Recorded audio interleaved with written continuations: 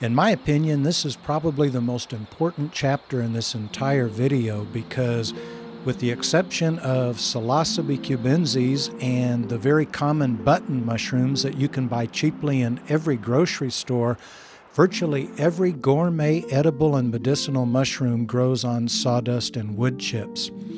The procedure I'm going to show you today is enough to fill 2 of the large gusseted spawn bags. And we will start out with 16 cups of sawdust and roughly half that amount of wood chips.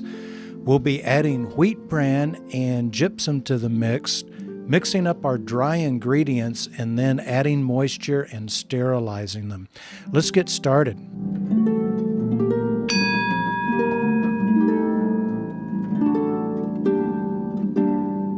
It's equally important to stir up all of your dry ingredients before you add any water at all.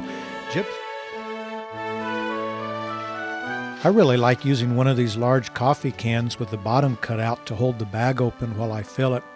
And there's no need to try to mix your substrate up at this time. Just a couple handfuls of sawdust and a handful of wood chips, and that'll be fine. And after we sterilize them and they cool, whenever we inoculate, we're going to be shaking it and mixing them well at that time, so there's no reason to do it twice. Notice how I slipped a piece of Tyvek. This is a Tyvek wrist sleeve, but notice how I slip it in between the creases and then fold the bag accordion style.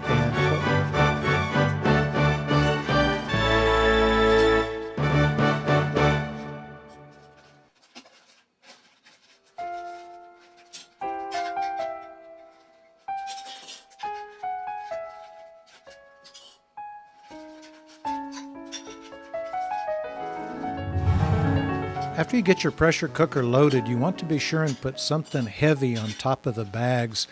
The reason for this is you certainly don't want the bags to come unfolded during the cycle. It would be disastrous if the bags were to unfold and block both the pressure regulating nozzle and the pressure relief nozzle.